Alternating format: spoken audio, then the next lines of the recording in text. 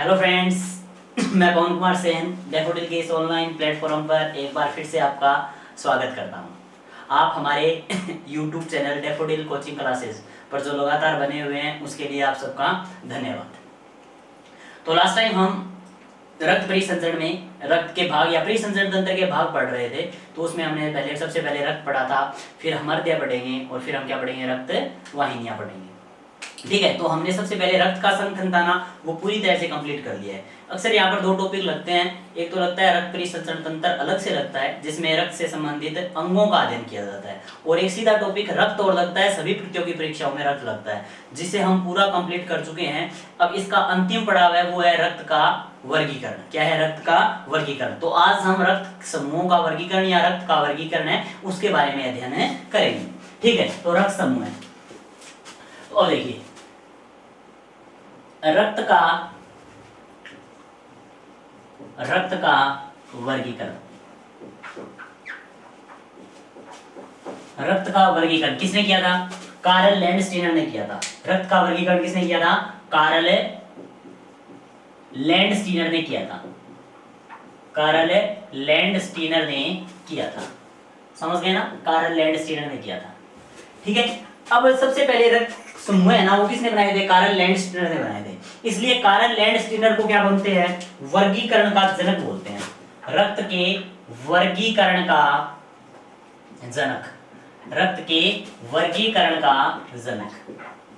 ठीक है, अब अकॉर्डिंग टू टॉपिक है ना, वर्गीकरण कई बार अलग अलग जनक बता दिए जाते हैं। किस वर्गीकरण का जनक ये, वो डिपेंड करता है कि कौन सा वर्गीकरण है। ठीक है, तो मैं 4 जनक बता रहा हूं आपको वर्गीकरण से संबंधित, वो थोड़े ध्यान रख लेना। नंबर 1 पर सीधा वर्गीकरण, जिसे अपन बोलते हैं टैक्सोनॉमी, जीव जंतुओं का जो वर्गीकरण है, टैक्सोनॉमी। ठीक है, टैक्सोनॉमी का जनक कौन है? अरस्तु है। टैक्सोनॉमी का जनक कौन है? अरस्तु। टैक्सोनॉमी का जनक कौन है? अरस्तु। ठीक है, 2 नंबर पे अपन बात करें, हाँ 2 नंबर पे अपन बात करें, रक्त समूहों का वर्गीकरण कौन आ गया? Karl Landsteiner. उसके अलावा अगर बात की जाए तत्वों के वर्गीकरण का जनक, तत्वों के वर्गीकरण का जनक, केमिस्ट्री का क्वेश्चन है लेकिन ध्यान में रख लेना, एक साथ बता देता हूं, थोड़े ध्यान रह जाएंगे। हाँ, तत्वों के वर्गीकरण का जनक कौन है? मेंडलीफ है। कौन है? Mendeleev. Dmitri Ivanovich Mendeleev. Dmitri Ivanovich Mendeleev. 3 number पे है आधुनिक वर्गीकरण का जनक। कौन है? आधुनिक वर्गीकरण। आधुनिक वर्गीकरण किसका? तत्वों का। तत्वों के आधुनिक वर्गीकरण का जनक कौन है? बताइए। हाँ, तत्वों के आधुनिक वर्गीकरण का जनक कौन है? बताओ। हाँ, मोजले है। कौन सा मोजले? हेनरी मोजले। हेनरी मोजले तत्वों के आधुनिक वर्गीकरण का जनक है, हेनरी मोजले। 4 नंबर पे अपन बात करते हैं द्विनाम पद्धति का जनक। द्विनाम पद्धति का जनक कौन है? लीनियस। कौन है? लीनियस। Carlos Linnaeus. लीनियस याद रह जाएगा ना, कार्लोस लीनियस। द्विनाम पद्धति का जनक कौन है? कार्लोस लीनियस है। ठीक है, 5 नंबर पे अपन बात करें पंच जगत। पंच जगत, पंच जगत की अवधारणा का जनक। पंच जगत की अवधारणा का जनक कौन है? वही टेकर है। कौन है? वही टेकर। कौन है? वही टेकर। तो इस प्रकार ये टॉपिकों से रिलेटेड कुछ जनक आते रहेंगे, धीरे धीरे पढ़ते रहेंगे और आपको धीरे धीरे याद कर लेना है। ठीक है, और ये आप अगर एक दिन में याद करने बैठोगे ना तो कुछ याद नहीं होगा। ठीक है, तो जैसे जैसे टॉपिक आता है वैसे वैसे आप याद कर सकते हो। ठीक है, जैसे अपन ने पढ़ा था ना, रक्त का अध्ययन क्या होता है? हिमेटोलॉजी होता है नहीं होता? इसी प्रकार लीवर का अध्ययन है ना, वो हिपेटोलॉजी होता है। लीवर का अध्ययन है वो क्या होता है? हिपेटोलॉजी होता है। समझ गए ना? रक्त का अध्ययन हिमेटोलॉजी और लीवर का अध्ययन हिपेटोलॉजी होता है। इस प्रकार से आपको छोटी छोटी बातें हैं वो कवर करके चलनी है। क्लियर है बात? हाँ, तो ये 5 जनक है, इन्हें आप याद रख सकते हो। अब आगे देखो, आगे अपन बात करें तो रक्त के वर्गीकरण का जनक कौन हो गया? Karl Landsteiner. तो आपने स्टोरी सुनी होगी कि कार्ल लैंडस्टीनर ने क्या किया था? एक बहुत शरारती इंसान था भाई। हाँ, अपन लोकल लैंग्वेज में बोलते हैं ना, कुचमादी। ये बड़ा शरारती इंसान था। इसने क्या किया था? एक इंजेक्शन लेकर एक बंदर से रक्त को निकाला था। ठीक है, एक बंदर का रक्त निकाला और दूसरे बंदर के अंदर इसने क्या कर दिया? शिफ्ट कर दिया, और उस बंदर की मौत हो गई। और उस बंदर की क्या हो गई? मौत हो गई। फिर इसने क्या किया? एक बंदर का खून और निकाला एक बंदर का ब्लड और निकाला, वो दूसरे बंदर को अंदर प्रवेश करवा दिया, लेकिन उस बंदर की मौत हुई नहीं। क्यों नहीं हुई? इस बात से लैंडस्टेनर को बहुत ज्यादा आश्चर्य हुआ और इसने रक्त का विस्तृत अध्ययन करते हुए रक्त का वर्गीकरण कर डाला और उन सब बातों का जवाब दे डाला जो अब हम बात कर रहे थे। जो अब हम बात कर रहे थे ना, उन सब बातों का जवाब किसने दे दिया? कार्ल लैंडस्टेनर ने दे दिया। ओके, हाँ। अब देखो, तो रक्त के वर्गीकरण का जनक कौन है? कार्ल लैंडस्टेनर है। अब देखो, इस वर्गीकरण का आधार मैं आपको बता दूं, आरबीसी पढ़िए ना, आरबीसी पर पाया जाता है एक प्रतिजन। आरबीसी पर क्या पाए जाते हैं? प्रतिजन पाए जाते हैं। कौन कौन से? प्रतिजन ए और प्रतिजन बी। प्रतिजन ए व प्रतिजन बी। तो इस रक्त के वर्गीकरण का आधार क्या था? आरबीसी पर उपस्थित प्रतिजन ए व बी के आधार पर कार्ल लैंडस्टेनर ने क्या किया था? रक्त का वर्गीकरण किया था। अब देखो, अब हुआ क्या कि या तो आरबीसी पर प्रतिजन ए है या आरबीसी पर प्रतिजन बी है, या ये दोनों है या ये दोनों ही नहीं है। तो इस आधार पर जो रक्त का वर्गीकरण हुआ ना, उसे नाम दिया गया, देखो क्या, ए बी और जीरो, नोट, क्या बोलते हैं? नोट। तो इसे नाम दे दिया गया ए बी ओ समूहीकरण। क्या नाम दे दिया गया? एबीओ समूहीकरण नाम दे दिया गया। Got it? इसे क्या नाम दे दिया गया? एबीओ समूहीकरण नाम दे दिया गया। कोई प्रॉब्लम है तो बोलिए, नहीं है ना? हाँ, तो आरबीसी पर उपस्थित प्रतिजन ए व बी की उपस्थिति और अनुपस्थिति के आधार पर वर्गीकरण किया गया और इसे नाम क्या दिया गया? एबीओ समूहीकरण। एबीओ समूहीकरण कब की है ये बात? है 1900 की बात है ये। कब की बात है ये? 1900 की बात है ये, सन 1900 की बात है, याद रह जाएगा ना? हाँ। अब देखिए, अब ये जो रक्त का वर्गीकरण किया गया था, तो इसके आधार पर रक्त समूहों को कितने भागों में बांटा था? 4 भागों में बांटा था। रक्त समूहों को कितने भागों में बांटा था? 4 भागों में बांटा था। वो 4 भाग कौन कौन से हैं वो देखिए।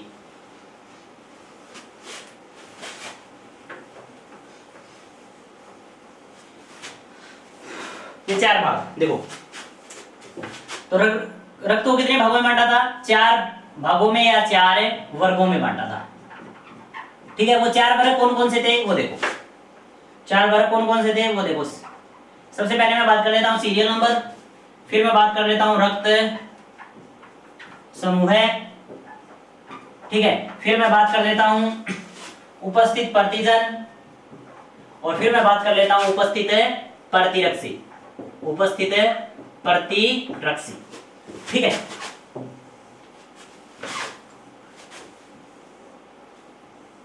उपस्थित है प्रतिरक्षी। देखिए, अब पहला रक्त समूह है ए, दूसरा रक्त समूह है बी, तीसरा रक्त समूह है ए बी, और चौथा रक्त समूह है ओ। तो रक्त समूह कितने हो गए टोटल? 4 हो गए ना? ए बी और ओ। ए बी 3 नंबर क्या हो गया? ए बी, और 4 नंबर आपका क्या हो गया? ओ। तो मेरे ख्याल से यहां तक किसी को कोई प्रॉब्लम नहीं है। अब आगे देखिए, यदि आरबीसी पर केवल प्रतिजन ए हो तो उसे अपन ए रक्त समूह बोलते हैं। अगर प्रतिजन केवल बी हो तो उसे अपन प्रतिजन कौन सा रक्त समूह बोलेंगे? बी रक्त समूह बोलेंगे। अगर आरबीसी पर प्रतिजन ए व बी दोनों प्रेजेंट हो, प्रतिजन ए व बी दोनों प्रेजेंट हो, तो उसे अपन क्या बोलेंगे? रक्त समूह ए बी। और अगर दोनों ही न हो तो उसे क्या बोलेंगे? ओ। तो अपन ये बोल सकते हैं कि जो ए प्रतिजन है, जो ए रक्त समूह है उस पर ए प्रतिजन उपस्थित होता है, आरबीसी पर बी रक्त समूह है उसकी आरबीसी पर बी प्रतिजन उपस्थित होता है, और ए बी रक्त समूह है उसमें उसकी आरबीसी पर दोनों प्रकार के प्रतिजन ए व बी उपस्थित होते हैं, और ओ रक्त समूह है उसमें कोई प्रतिजन उपस्थित नहीं होता। क्लियर है बात? अब सुनो आगे। अगर प्रतिजन ए है तो आपको याद रखना है ए का प्रतिरक्षी नहीं होगा। किसका प्रतिरक्षी होगा? बी का। समझ गए ना? तो इसमें होगा प्रतिरक्षी बी। कौन सा प्रतिरक्षी? बी प्रतिरक्षी उपस्थित होता है। कौन सा प्रतिरक्षी उपस्थित होता है? बी। अगर मानकर चलिए कि ए प्रतिजन है, प्रतिजन कौन सा है ए, और प्रतिरक्षी भी कौन सा हो ए हो। अगर प्रतिजन ए और प्रतिरक्षी भी क्या है ए, तो सोचिए आपने कभी ध्यान दिया होगा कि जब हम प्रतिरक्षा तंत्र पढ़ते हैं, इम्यून सिस्टम पढ़ते हैं, तो अपन ने क्या पढ़ा था कि कोई बाह्य रोगाणु प्रवेश करता है। जब कोई बाह्य रोगाणु प्रवेश करता है तो उसे अपन किस नाम से संबोधित करते हैं शरीर में, बताओ किस नाम से। कोई बाह्य रोगाणु है या रोग कारक है जो हमारे शरीर को बीमार कर सकता है, उसे अपन किस नाम से जानते हैं, प्रतिजन के नाम से जानते हैं ना। किसके नाम से जानते हैं, प्रतिजन के नाम से जानते हैं। अब प्रतिजन एक प्रकार का क्या हो गया रोगाणु। अब इस प्रतिजन के विरुद्ध अगर प्रतिरक्षा होगी तो ये एक प्रतिरक्षी होगा, तो ये इसे क्या कर देगा, नष्ट कर देगा। और जब ये इसे नष्ट कर देगा तो रक्त समूहन होगा, और रक्त समूहन होकर रक्त वाहिकाओं में रक्त का क्या बन जाएगा, थक्का बन जाएगा, और साथ में लीवर के अंदर भारी मात्रा में बिलीरुबिन और बिलीवर्डिन बनेंगे, जिससे व्यक्ति की क्या हो जाएगी, मौत हो जाएगी। जिससे व्यक्ति की क्या हो जाएगी, मौत हो जाएगी। समझ गए ना। अगर सोचो इसी प्रकार बी प्रतिजन है और इसके पास बी प्रतिरक्षी हो, क्या हो, बी प्रतिरक्षी हो, तो ये बी प्रतिरक्षी क्या करेगा, इस आरबीसी को नष्ट कर देगा, जिससे बिलीरुबिन में बिलीवर्डिन बनेंगे और रक्त का थक्का जमने से व्यक्ति की क्या हो जाएगी, मौत हो जाएगी। इसलिए प्रतिजन के विपरीत प्रतिरक्षी पाया जाता है, प्रतिजन के विपरीत प्रतिरक्षी पाया जाता है। ठीक है, तो ए रक्त समूह में प्रतिरक्षी कौन सा होगा, बी, और बी रक्त समूह में प्रतिरक्षी कौन सा होगा, ए। तो इसे अपन एंटी ए भी बोल सकते हैं, A N T I, anti B होगा या ए होगा, एंटी बी, और यहाँ पे एंटी ए। क्लियर है बात है। इस प्रकार से भी आप ध्यान में रख सकते हो। हाँ, अब देखो, अब इसमें दोनों प्रकार के प्रतिजन हैं, तो यहां पर दोनों ही प्रतिरक्षी नहीं होते, यहां पर दोनों ही प्रतिरक्षी नहीं होते। क्लियर है बात। अब देखो ये 4 नंबर है ओ, अब ओ के पास दोनों प्रतिजन नहीं है, तो यहां पर प्रतिरक्षी ए और बी दोनों उपस्थित होते हैं। इसमें प्रतिरक्षी ए और बी दोनों उपस्थित होते हैं। तो ये रक्त का वर्गीकरण किसने दिया था, कार्ल लैंडस्टीनर ने दिया था। ठीक है, अब एक टेबल के माध्यम से हम रक्त समूहों के बारे में सारे के सारे क्वेश्चन है ना वो क्लियर कर लेते हैं। ठीक है, ये तो प्रारंभिक जानकारी थी वो मैंने दे दी। ठीक है, अब एक बात और ध्यान रख लीजिए, एक तो ब्लड ग्रुप ओ और एक ब्लड ग्रुप है ए बी, एक तो ब्लड ग्रुप ओ और एक ब्लड ग्रुप अपन बोलते हैं ए बी। इसे आपको पता है क्या बोलते हैं, सार्वत्रिक ग्राही बोलते हैं। क्या बोलते हैं इसे, सार्वत्रिक ग्राही, और इसे अपन क्या बोलते हैं, सार्वत्रिक दाता। इसे अपन क्या बोलते हैं, सार्वत्रिक दाता। सार्वत्रिक ग्राही और सार्वत्रिक दाता बोलते हैं ना। अब सुनो क्यों बोलते हैं सार्वत्रिक दाता या सार्वत्रिक ग्राही क्यों बोलते हैं। जो आपका ओ ब्लड ग्रुप है, जो आपका ओ ब्लड ग्रुप है, उसमें प्रतिजन होते हैं क्या, इसमें प्रतिजन होते हैं क्या। जब इसमें प्रतिजन होते ही नहीं, जब इसमें प्रतिजन होते ही नहीं तो प्रतिरक्षी कोई भी आओ, विरोध करने वाला कोई है क्या, विरोध करने वाला कोई नहीं है। जब विरोध करने वाला कोई नहीं होता ना तो कोई भी आ जा सकता है, आ जा सकता है नहीं जा सकता। सोचकर देखिए एक स्कूल की तरह है, अगर स्कूल में अगर हमें सर डांटने वाला कोई ना हो तो हम कभी भी जा सकते हैं और कभी भी आ सकते हैं, वैसा हो सकता है ना। इस प्रकार यहाँ पे डांटने वाला कोई नहीं है, डांटने वाला कोई है ही नहीं, तो ये दोनों आराम से आएंगे, इनका विरोध करने वाला कोई नहीं है। ठीक है, तो अपन ये बोल सकते हैं कि इनके पास प्रतिजन है ही नहीं, प्रतिजन है ही नहीं, तो ये प्रतिरक्षी किसका विरोध करेंगे, किसी का विरोध नहीं करेंगे। तो ओ है वो सबसे, ओ है वो सबको रक्त दे सकता है, वो है वो सबको रक्त दे सकता है। अब सार्वत्रिक ग्राही का मतलब इसके पास क्या नहीं है, प्रतिरक्षी नहीं है। क्या नहीं है, प्रतिरक्षी नहीं है, तो कोई भी प्रतिरक्षी आए कोई फर्क नहीं पड़ता। हाँ, ये सबसे ले सकता है और ये सबको दे सकता है। आप सोल्ट एंड स्वीट ये याद रख सकते हो कि जो ओ रक्त समूह है ना, जो ओ रक्त समूह है उसमें क्या नहीं है, प्रतिजन नहीं है, इसलिए ये सबको रक्त दे सकता है। और ए बी है, इसमें प्रतिरक्षी नहीं है, इसलिए ये सबका ब्लड ले सकता है, इसलिए इसे यूनिवर्सल एक्सेप्टर और इसलिए इसे यूनिवर्सल डोनर बोलते हैं। सार्वत्रिक दाता और सार्वत्रिक ग्राही बोलते हैं। क्लियर है बात है। अब सुनो आगे।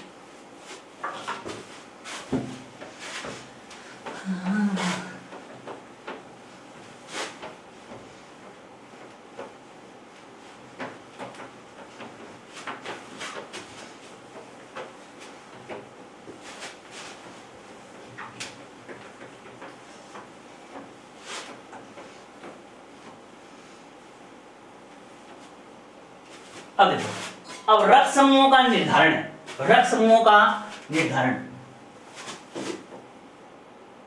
अब देखो अपन बात करते हैं, सबसे पहले आपने पढ़ा होगा कि ये रक्त है ना, वो ए पॉजिटिव है, इसका रक्त है वो क्या है, ए नेगेटिव है।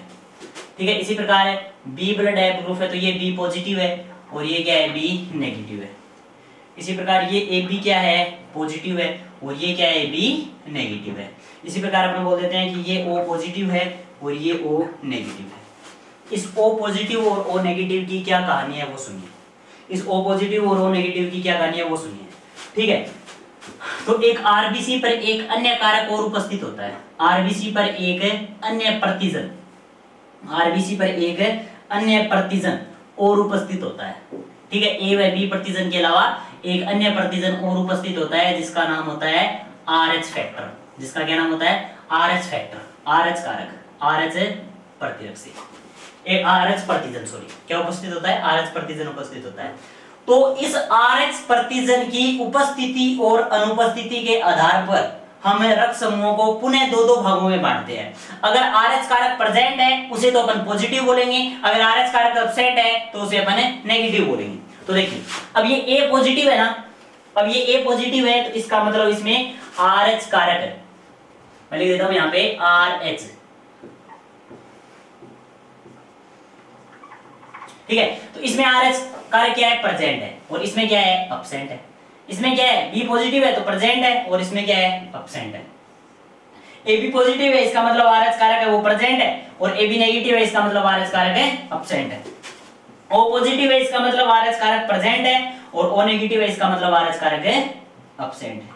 Got it? हाँ, तो आरएच कारक की उपस्थिति और अनुपस्थिति के आधार पर अगर उपस्थित है तो उसे अपन पॉजिटिव बोल देंगे और अनुपस्थित है उसे अपन क्या बोल देंगे, नेगेटिव बोल देंगे। क्लियर है? अब देखिए यहां पर दो आंकड़े आते हैं, एक तो विश्व वर्ल्ड के और एक आते हैं भारत के। एक तो वर्ल्ड के आंकड़े आते हैं और एक किसके आते हैं, भारत के। ठीक है, तो भारत में ये आंकड़ा है ना, विश्व में ये आंकड़ा है ना, वो कितना है, 80:20 का है कि 80% लोग हैं वो क्या है, आरएच पॉजिटिव हैं। जो 80% लोग हैं ना वो क्या है, आरएच पॉजिटिव हैं और जो 20% लोग हैं ना वो क्या है, आरएच नेगेटिव हैं। 80% लोग आरएच पॉजिटिव हैं और 20% लोग हैं वो क्या है, आरएच नेगेटिव है। क्लियर है बात है, याद रह जाएगी ना? हाँ, जो 80% लोग हैं वो आरएच पॉजिटिव है और 20% लोग हैं वो क्या, आरएच नेगेटिव है। अगर आप इंडिया में बात करें ना, इंडिया के संदर्भ में बात करें तो इंडिया में 93% लोग आरएच पॉजिटिव है और 7% लोग हैं वो आरएच नेगेटिव है। ठीक है, तो 93% लोग आरएच पॉजिटिव है और 7% लोग हैं वो आरएच क्या है, नेगेटिव है। RH negative and RH positive. Clear है बात? चलो दो क्वेश्चन और बता दीजिए। दुनिया में सबसे अधिक पाया जाने वाला रक्त समूह है, बी पॉजिटिव है। दुनिया में सबसे अधिक पाया जाने वाला रक्त समूह कौन सा है, बी पॉजिटिव है। और दुनिया में सबसे कम पाया जाने वाला रक्त समूह है, ओ पॉजिटिव है। ये तो पाया जाता है मैक्सिमम कितना, 40% लोग है ना वो बी रक्त समूह वाले हैं। 40% लोग हैं वो क्या है, बी रक्त समूह वाले हैं। ठीक है, और केवल 10% लोग है ना वो ए रक्त समूह वाले हैं। केवल 10% लोग हैं वो क्या है, ए रक्त समूह वाले हैं। क्लियर है बात? अब सुनिए, अब ये जो ओ रक्त समूह है ना वो लगभग 30% लोगों का है। ओ रक्त समूह है वो लगभग 30% लोगों का है और ए रक्त समूह है ना वो लगभग 25% लोगों का है। ए रक्त समूह है वो लगभग 25% लोगों का है। अब देखिए ये जो प्रतिशत आंकड़े हैं, ये जो प्रतिशत आंकड़े हैं इनमें सबसे कम कौन सा है, ए बी है। कौन सा है, ए बी। ए बी रक्त समूह वो सबसे कम होता है और ए बी नेगेटिव तो और भी कम होगा। ए बी नेगेटिव है वो तो और भी कम होगा और इसी प्रकार ओ नेगेटिव है ना वो भी बहुत कम होता है। आपने सुल्तान मूवी देखी होगी? हाँ, सुल्तान के पुत्र का ब्लड ग्रुप कौन सा था, सुल्तान के बेटे पहलवान का जो जिया नहीं, कौन सा था, ओ नेगेटिव था ना। महाराज सोरेगा भाई रेयर ब्लड ग्रुप है, रेयर ब्लड ग्रुप, याद आया ना कुछ? हाँ, ये रेयर ब्लड ग्रुप है। और आपको बता दूं कि ए बी नेगेटिव है ना, ए बी नेगेटिव रक्त समूह है, इसकी बहुत ज्यादा किल्लत होती है, विशेष करके डिलीवरी के समय महिलाओं में। अगर महिला ए बी नेगेटिव है, अगर महिला ए बी नेगेटिव है उस कंडीशन में, वैसे तो ए बी है वो सभी से रक्त ले सकता है, लेकिन जब महिला ए बी नेगेटिव होती है ना तो उसे ए बी नेगेटिव ही ब्लड चाहिए, बड़ी किल्लत होती है ब्लड बैंकों में, ठीक है, और ओ नेगेटिव वालों को, ठीक है। अगर आपका blood group A B negative या ओ नेगेटिव है ना तो अपने आप को सौभाग्यशाली समझिए, और वैसे दुर्भाग्यशाली भी बहुत समझ सकते हो। अगर आपके साथ कोई दुर्घटना होती है ना तो आपको ये ब्लड है ना वो आसानी से नहीं मिलेगा, ठीक है। हाँ, तो ये किसके बारे में था? रक्त समूह के बारे में था। आगे बात करते हैं। अब इन रक्त समूहों का निर्धारण, अब इन रक्त समूहों का निर्धारण कितने प्रकार के जीन करते हैं? इन रक्त समूहों का निर्धारण कितने प्रकार के जीन करते हैं वो बता दीजिए। इन रक्त समूहों का निर्धारण 3 प्रकार के जीन करते हैं, ठीक है। रक्त समूहों का निर्धारण, इन रक्त समूहों का निर्धारण कितने प्रकार के जीन करते हैं? 3 प्रकार के जीन करते हैं। कितने प्रकार के जीन है? 3 प्रकार के जीन करते हैं। देखो जेनेटिक्स में अपन पढ़ते हैं, आनुवंशिकी या आनुवंशिकता में अपन पढ़ते हैं, क्या पढ़ते हैं कि किसी भी लक्षण को नियंत्रित करने वाले जीन के कितने स्वरूप होते हैं? 2 स्वरूप होते हैं। किसी भी लक्षण को नियंत्रित करने वाले जीन के 2 स्वरूप होते हैं। कौन कौन से? युग्म विकल्पी पढ़े हैं ना आपने, एलील या युग्म विकल्पी? युग्म है विकल्पी। एक लक्षण को नियंत्रित करने वाले जीन के जो 2 स्वरूप होते हैं उसे अपन युग्म विकल्पी बोलते हैं। अब अगर ये दोनों जीन प्रभावी हैं, ये दोनों जीन प्रभावी भी हो सकते हैं और एक अप्रभावी भी हो सकते हैं। इनमें से एक प्रभावी हो सकता है और एक अप्रभावी हो सकता है। तो कुल मिलाकर जीन कितने हुए? 2। कितने हुए? 2। लेकिन यहां पर जीन कितने होते हैं? 3 प्रकार के होते हैं। कौन कौन से वो देखिए। नंबर 1 IA, नंबर 2 IB और नंबर 3 I0। IA, IB और नंबर 2 I0। ये जो जीन है ना वो प्रभावी होता है। IB है वो भी क्या होता है? प्रभावी होता है। और जो I0 है ना वो क्या होता है? अप्रभावी होता है। प्रभावी, प्रभावी और अप्रभावी। ये जो I0 है वो क्या होता है? अप्रभावी होता है। अब इनके आधार पर रक्त समूह है ना उनके 6 प्रकार के एलील बन सकते हैं, 6 प्रकार के रक्त समूह बन सकते हैं। वो किस प्रकार से बनते हैं देखिए। 6 प्रकार के एलील बन सकते हैं जो रक्त समूह को कितने प्रकार के बनाएंगे? 4 प्रकार के बनाएंगे। वो कैसे देखिए। रक्त समूह A, रक्त समूह B, रक्त समूह AB और रक्त समूह O। अब देखो जो A रक्त समूह है उसमें IA और IA जीन कितने होंगे? एक रक्त समूह के लिए उत्तरदायी जीन 2 प्रकार के होंगे, तो दोनों जीन है वो IA प्रकार के होते हैं। अगर किसी भी इंसान में रक्त को नियंत्रित करने वाले जीन IA प्रकार के हैं तो रक्त समूह कौन सा होगा? A होगा। इसी प्रकार अगर एक IA हो और दूसरा क्या हो? I0, तो ये I0 तो A प्रभावी होता है, तो प्रभावी कौन सा होगा? A। तो इन दोनों कंडीशनों में ये रक्त समूह कौन सा होगा? A होगा। क्लियर है? जो A रक्त समूह वाला व्यक्ति है ना, जो A रक्त समूह वाला व्यक्ति है वो उसके जो जीन है वो IA प्रकार के हो सकते हैं, यानी युग्म विकल्पी है वो IA हो सकता है, या I0 है IA हो सकता है। ठीक है, इसे तो बोलते हैं समयुग्मनजी। दोनों एक जैसे है ना तो इसे बोलेंगे अपन समयुग्मनजी, और इसे अपन बोलेंगे विषम युग्मनजी। ये विषम युग्मनजी ए ब्लड ग्रुप है और ये समयुग्मनजी ए ब्लड ग्रुप है। क्लियर है बात? अब सुनो, अब जो बी ब्लड ग्रुप है, अब बात करते हैं अपन बी ब्लड ग्रुप की। तो बी ब्लड ग्रुप का व्यक्ति है उसमें दोनों जीन IB प्रकार के हो सकते हैं, दोनों प्रभावी हैं, तो ब्लड ग्रुप कौन सा होगा? बी होगा। अब इसके अलावा क्या हो सकता है कि पहला जीन है वो IB हो और दूसरा जीन है वो क्या हो? I0 हो। क्या हो? I0 हो। तो ये तो है प्रभावी है, प्रभावी कौन है? बी, तो ब्लड ग्रुप कौन सा होगा? बी। तो ये दोनों प्रकार के युग्म विकल्पी है वो किसे प्रेजेंट करेंगे? बी ब्लड ग्रुप को प्रेजेंट करेंगे। तो ये तो हो गया आपके यहाँ समयुग्मनजी दोनों एक जैसे हैं, तो ये तो हो गया समयुग्मनजी, और ये क्या हो गया, विषम युग्मनजी। क्या हो गया, विषम युग्मनजी। तो अपन क्या बोल सकते हैं, समयुग्मनजी और विषम युग्मनजी। कोई प्रॉब्लम है तो बताइए। ठीक है, अब देखिए, अब सोचो अगर कोई व्यक्ति है उसमें आई ए जीन उपस्थित हो और आई बी जीन उपस्थित हो, ध्यान करना है इस पर, यहां से क्वेश्चन उठता है, आई ए हो और दूसरा क्या हो, आई बी हो, तो ये दोनों प्रभावी हैं। गौर कीजिए, ये दोनों के दोनों क्या हैं, प्रभावी हैं। जब ये दोनों प्रभावी हैं तो ये थोड़े थोड़े दोनों प्रकट हो जाएंगे, और ब्लड ग्रुप कौन सा होगा, ए बी होगा। ब्लड ग्रुप कौन सा होगा, ए बी। गौर करना है इस पर, थोड़ी सी एक बात और बताने वाला हूं, ध्यान में रखना। ठीक है, सर्कल इसीलिए किया है, इसके बारे में एक रोचक फैक्ट बताने वाला। ठीक है, बढ़िया बात बताने वाला हूं। अब सुनो आगे। अब आगे अपन बात करें ओ ब्लड ग्रुप है।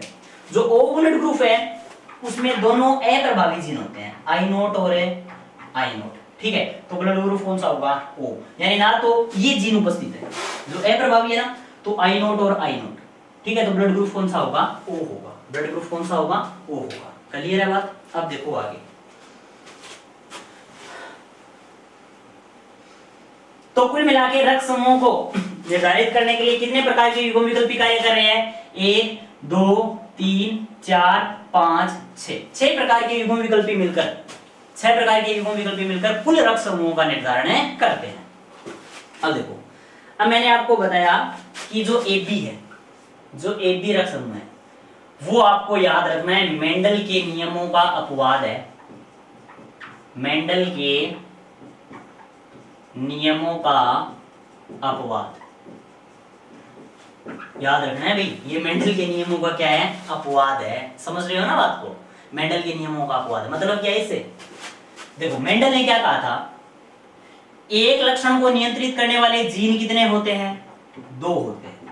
एक लक्षण को नियंत्रित करने वाले जीन कितने होते हैं, 2 होते हैं। होते हैं नहीं होते, एक लक्षण को नियंत्रित करने वाले 2 जीन होते हैं। अब ये दो जीन है, अब इनमें से एक तो प्रभावी होता है और दूसरा क्या होता है, अप्रभावी।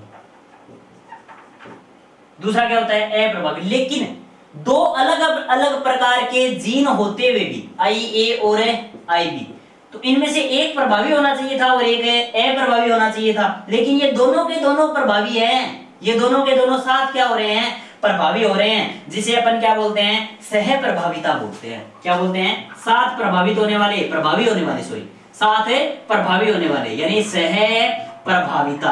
क्या बोलते हैं, सह प्रभाविता बोलते हैं। तो जो ये आई ए और आई बी यानी ए बी ब्लड ग्रुप है, वो किस क्रिया का परिणाम है, सह प्रभाविता क्रिया का परिणाम है। यानी आई ए और आई बी दोनों एक साथ प्रभावित होकर किस प्रकार के ब्लड ग्रुप का निर्माण करते हैं, ए बी ब्लड ग्रुप का निर्माण करते हैं। क्लियर है बात। अब सुनो आगे। अब आगे अपन बात करें, ये एक क्वेश्चन आया हुआ है, अप्रभावी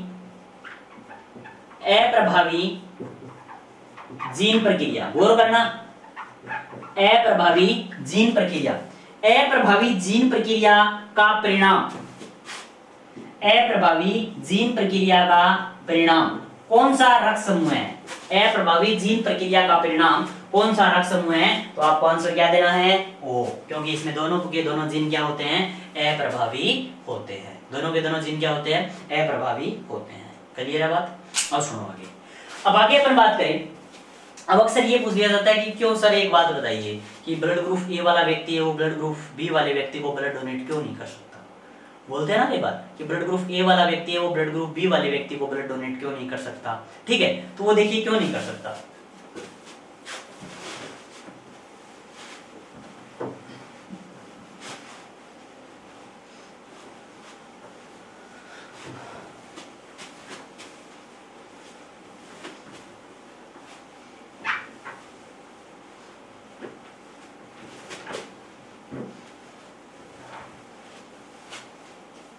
देखो भाई, ए वाला व्यक्ति है, वो बी वाले व्यक्ति को रक्त क्यों नहीं दे सकता, नॉर्मल सी बात है। देखो, अब ये जो ए वाला व्यक्ति है, वो बी वाले व्यक्ति को रक्त क्यों नहीं दे सकता। इसमें प्रतिजन कौन सा है, ए, और इसमें प्रतिरक्षी कौन सा है, बी। प्रतिरक्षी कौन सा है, बी। अब देखो, इसमें प्रतिरक्षण कौन सा है? बी। और इसमें प्रतिरक्षी कौन सा है? ए। तो जैसे ही ये रक्त इसके अंदर आएगा तो ये प्रतिरक्षी ए इस प्रतिजन ए का क्या कर देंगे? रक्त समूहन। क्या कर देंगे? रक्त समूहन कर देंगे। और रक्त समूहन के द्वारा क्या होगा? आरबीसी नष्ट होगी। और जैसे ही आरबीसी नष्ट होगी तो रक्त का थक्का जमना शुरू हो जाएगा। और साथ में याद कीजिए, मैंने आपको लास्ट वीडियो में बताया था, हीमोग्लोबिन पढ़ रहे थे, उसमें याद कीजिए जब आरबीसी का हीमोग्लोबिन अपघटित होता है, हीमोग्लोबिन भी तो नष्ट होगा आरबीसी के नष्ट होने से, तो हीमो है वो तो लीवर में स्टोर हो जाएगा। और ये ग्लोबिन है ना, वो बिलीरुबिन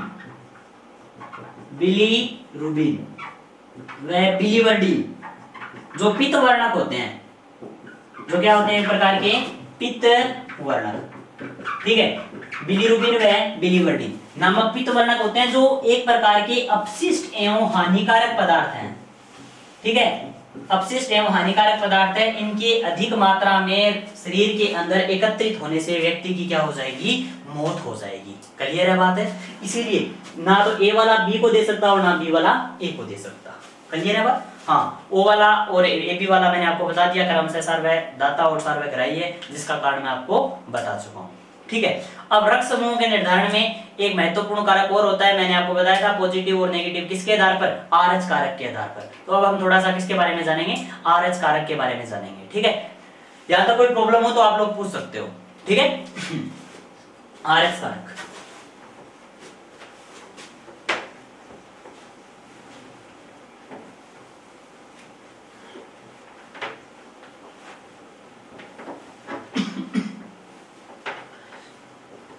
देखिए दोस्तों, तैयारी है ना धीरे धीरे और आराम से करनी होगी।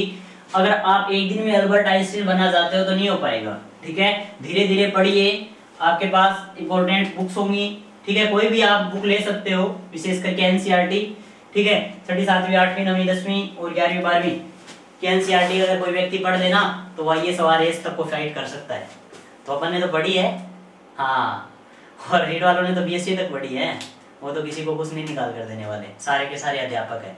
ठीक है, जो कठिन मेहनत करेगा ना वही अध्यापक बनेगा, वरना हम जैसे अध्यापक हजारों घूम रहे हैं। पता होगा ना आजकल कितना ज्यादा स्ट्रगल करना पड़ता है जब जाकर गवर्नमेंट जॉब मिलती है। तो थोड़ा सा है ना, आप ध्यान से मेहनत कीजिए और अपने आप में विश्वास रखिए। ठीक है, सिलेक्शन श्योर है। ठीक है, देखो धीरे धीरे लेकिन लगातार तैयारी करने की जरूरत है। कछुए की चाल से आप लगातार तैयारी कीजिए। ठीक है, कोई बोलता है ना, दावा करता है मैं 16 घंटे पढ़ता हूँ, 20 घंटे पढ़ता हूँ, 12 घंटे पढ़ता हूँ, वैसा आपको कुछ नहीं करना है। आप लगातार 5 से 7 घंटे मस्ती से आराम से रेगुलर पढ़िए, आपका सिलेक्शन कोई नहीं रोक सकता। लेकिन ऐसा नहीं है कि आपने 2 दिन पढ़ लिया, 3 दिन पढ़ लिया। ठीक है, अब देखो आगे अपन बात करें आरएच कारक की। बड़ा इंटरेस्टिंग टॉपिक है, बड़ा इंटरेस्टिंग कारक है। ठीक है, सुनिए आरएच कारक। आरएच कारक की खोज किसने की थी?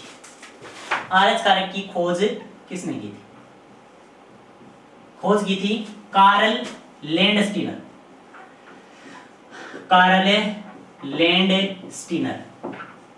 और दूसरा कौन था? विनर।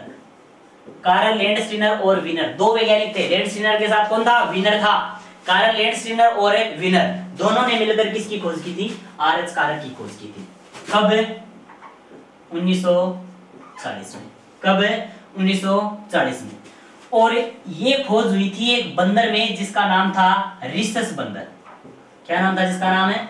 रिसस। रिसर्च नहीं, रिसस बंदर। और इसका पूरा नाम था मकाका रिसस। इसका नाम क्या था? मकाका रिसस। हाँ, ये जो मकाका रिसस बंदर है वो मकाका रिसस नामक बंदर में इसकी क्या हुई थी? खोज हुई थी। इन दोनों ने क्या पाया? इन दोनों ने ये पाया कि जो आरबीसी होती है, उस आरबीसी पर ए व बी के अलावा एक अन्य प्रकार का प्रतिजन और उपस्थित होता है जो रक्त समूह या रक्त समूहन की प्रक्रिया में योगदान देता है, जिसे उन्होंने क्या नाम दिया था? आरएच फैक्टर या आरएच कारक नाम दिया था।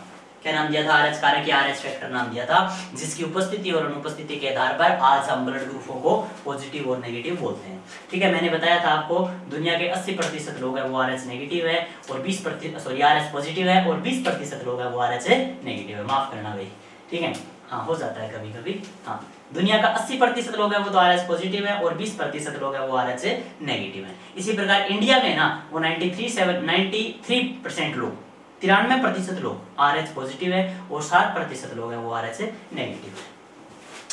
अब देखो, इससे संबंधित एक रोग आता है जिसे बोलते हैं, कौन सा रोग, कौन सा रोग बोलते हैं, गर्भ रक्ताणु कोरता रोग। वो कौन सा रोग है वो देखिए,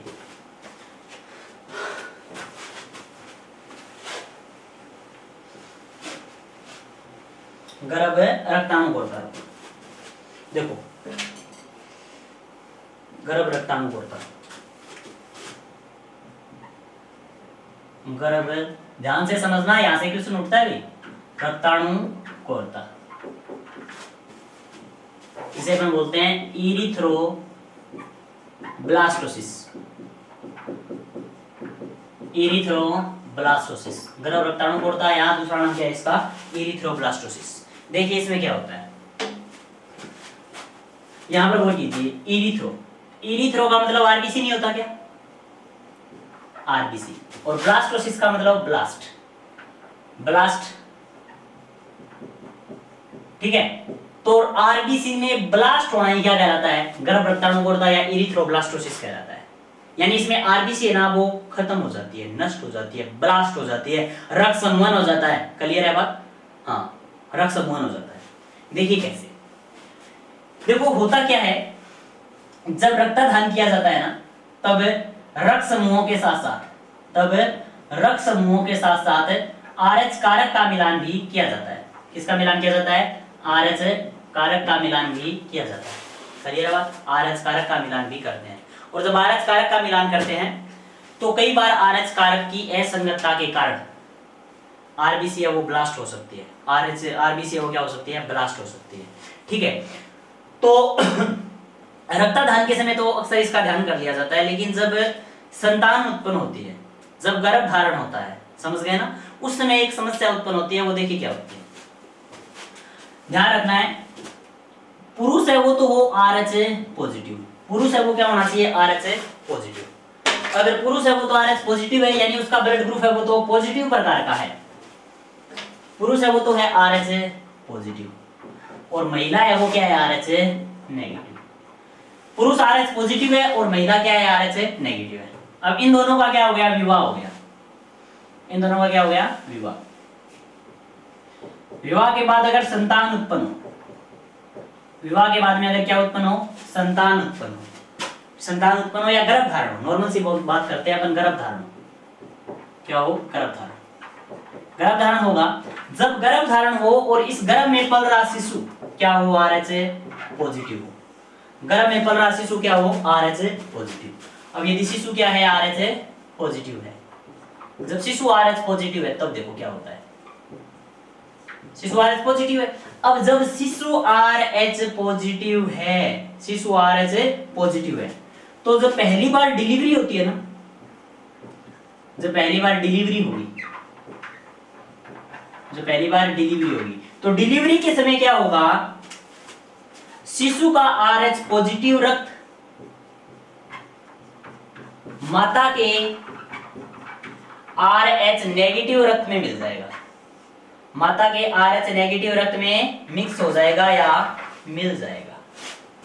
अब देखिए, अब ये जो माता की आरबीसी है, जो माता की आरबीसी है वो आरएच नेगेटिव है ना, यानी इसने, इसके ऊपर आरएच कारक नहीं है, इसके ऊपर आरएच कारक नहीं है, तो ये आरबीसी इस आरएच कारक को जानती है क्या, नहीं जानती, नहीं जानती। तो जो शिशु की आरएच पॉजिटिव आरबीसी है, उस आरबीसी को ये आरबीसी प्रतिजन की तरह मानेगी, प्रतिजन की तरह मानेगी ना, और प्रतिजन यानी इस आरएच कारक को ये क्या समझ लेगी, प्रतिजन समझ लेगी, और प्रतिजन समझकर इसके विरुद्ध क्या बना लेगी, प्रतिरक्षी बना लेगी। क्या बना लेगी, प्रतिरक्षी बना लेगी। समझ गए ना, हाँ। यानी कहने का मतलब दोबारा सुन लीजिए कि माता की आरबीसी है ना उस पर आरएच कारक नहीं है, तो इसका मतलब वो आरएच कारक को नहीं पहचानते, ठीक है, आरएच कारक को नहीं पहचानते। और जो शिशु की आरबीसी है वो आरएच पॉजिटिव है, उस पर आरएच कारक है, तो इस आरएच कारक को माता की आरबीसी है ना वो एक शत्रु की तरह या एक प्रतिजन की तरह या एक रोगाणु की तरह ट्रीट करती है और इसके विरुद्ध किसका निर्माण कर देती है, प्रतिरक्षी का निर्माण कर देती है।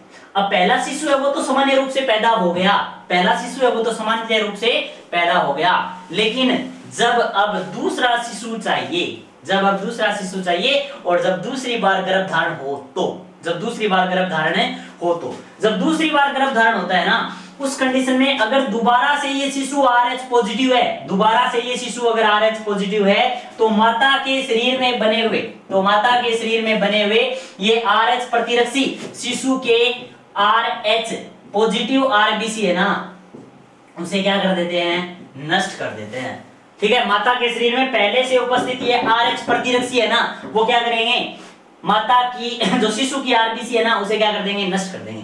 माता के शरीर में पहले से उपस्थित जो पहली डिलीवरी के दौरान आरएच प्रतिरक्षी बने थे वो प्रतिरक्षी क्या करेंगे, शिशु की आरबीसी को नष्ट कर देंगे, जिससे शिशु की गर्भ में ही क्या हो जाएगी, आरबीसी के नष्ट होने से मौत हो जाएगी, जिसे अपन क्या बोलते हैं, गर्भ रक्ताणुकोरता या इरिथ्रोब्लास्टोसिस बोलते हैं। यहाँ तक कि कई बार ये भी आपने सुना होगा कि कुछ दाम्पत्य होते हैं ना उन्हें एक संतान तो पैदा हो जाती है लेकिन दोबारा दूसरी संतान उत्पन्न करना इम्पॉसिबल होता है उनके लिए, वो दूसरी संतान पैदा नहीं कर सकते। वो अलग बात है कि एक भी संतान कुछ लोगों को पैदा नहीं होती, उसके कई कारण हैं, लेकिन दूसरी संतान पैदा नहीं कर सकते ना, उसका सबसे महत्वपूर्ण कारक क्या है, आरएच कारक असंगतता है। क्या है, आरएच कारक है असंगतता, जिसका कारण क्या हो गया बताओ, ये आरएच है प्रतिरक्षी, ठीक है। हाँ, इसमें महिला है वो आरएच नेगेटिव होगी और पुरुष क्या होगा, आरएच पॉजिटिव होगा। अगर महिला नेगेटिव होती है ना तो इससे फर्क पड़ता है, बहुत ज्यादा फर्क पड़ता है, तो महिला नेगेटिव नहीं होनी चाहिए, पुरुष नेगेटिव हो सकता है। अरे वैसे नहीं, नॉर्मल बोल रहा हूं मैं कि महिला है वो तो नेगेटिव का मतलब आरएच नेगेटिव नहीं होनी चाहिए और पुरुष है वो आरएच पॉजिटिव नहीं होना चाहिए। लेकिन बाय द वे ऐसा हो तो क्या करें, जब शादी होती है उस समय अपन ब्लड रिपोर्ट तो मांगते नहीं कि आप ऐसा कीजिए अपने दूल्हे की है ना वो ब्लड रिपोर्ट दीजिए, पूरा का पूरा है ना, पूरे के पूरे टोटल ब्लड काउंट करा कर दीजिए, वो तो हम लेते नहीं। हम तो ये देखते हैं कि इस दूल्हे के पास कितनी जायदाद है, कितनी जमीन है, दूल्हा सरकारी नौकरी में है या नहीं, ठीक है, वो देखते हैं। और ना दूल्हे वाले कि बोलते हैं महिला वर्ग से कि आप अपनी बेटी की क्या कीजिए, क्या दीजिए, टोटल ब्लड काउंट टीबीसी करवा के दीजिए, ठीक है, पूरी की पूरी ब्लड रिपोर्ट दीजिए। करते हैं क्या ऐसा करेंगे तो क्या बोलेंगे, जा और आएंगे तेरे जैसे, बहुत है, बोलते नहीं बोलते। आजकल तो ये हालात हो गए हैं, बस लड़की मिलनी चाहिए जल्दी से चाहे कैसी भी हो, बोलता है ना। हाँ ठीक है, तो सामान्य से बात है, थोड़ा सामाजिक, मानव एक सामाजिक प्राणी है तो ये बातें करता थोड़ा सा अच्छा नहीं लगता ना। हाँ, विश्वास सबसे बड़ी चीज होती है। और नॉर्मल ज्ञान की स्थिति में ये समस्या हो भी जाती है, तो इसका निदान कैसे है वो देखिए, साइंस इसका निदान करेगी, वो कैसे करेगी वो देखिए।